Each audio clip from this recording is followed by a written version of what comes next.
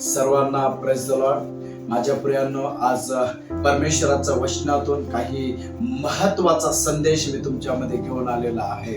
आपण पाहतो की आज विश्वासणाऱ्याला खूप छळलं जात आहे, त्यांना त्रास दिला जातोय, त्यांना मारलं जातोय, त्यांना अपमानित केलं जात आहे. पण माझ्या प्रियांनो, आपल्यासाठी हे सर्व काही नवीन नाही आहे. आजपासून 2025 वर्षापूर्वी जर आपण गेलो तर आपल्याला पाहायला मिळतं, येशूने त्याच्या शिष्यांना मत्ती 5 अध्यायामध्ये आधीच या गोष्टीचा भविष्यवाणी त्यांनी केलेली आहे. त्यांनी सांगितलं वचन 10 मध्ये, तो म्हणतो, नीतिमानाकरता तुमचा छळ केला जाईल, तुम्हाला अपमानित केला जाईल. या ठिकाणी आपण पाहतो की जो कोणी येशूवर विश्वास ठेवतो, जो कोणी नीतिमानासाठी स्वतःला समर्पित करतो, अशांना विरोध करणारे लोक छळतील, त्यांना अपमानित करतील, त्यांना दुःखी करतील.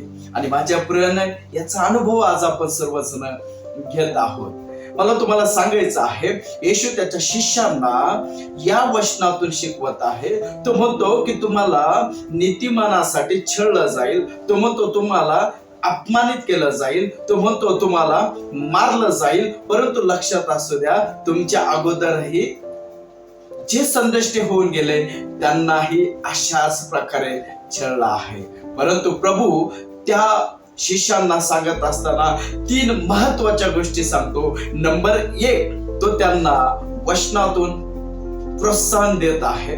नंबर 2, तो त्यांना अभिवचन देत आहे. आणि नंबर 3, तो त्याच्या शिष्यांना सावध करत आहे. आपल्याला पाहायला मिळतं मत्ती 5 अध्याय आणि वचन 12 मध्ये तो बोलत आहे, आनंद करा, उल्हास करा, कारण स्वर्गात तुमचे प्रतिफळ मोठे आहे. हालेलुया. तो म्हणतो, ज्यावेळेस तुमची निंदा होईल, ज्यावेळेस तुम्हाला अपमानित केलं जाईल, ज्यावेळेस तुम्हाला मारलं जाईल, ज्यावेळेस तुम्हाला बंदिवासात टाकलं जाईल, त्यावेळेस माझ्या देवाच्या लोकांनो, तुम्ही दुःखी होऊ नका, तुम्ही निराश होऊ नका, तर तुम्ही आनंद करा. कारण या जगामधल्या ज्या त्रासाला तुम्ही सामोरं जात आहे, त्याच्यापेक्षा अधिक मोठं प्रतिफळ परमेश्वर तुम्हाला स्वर्गामध्ये देणार आहे.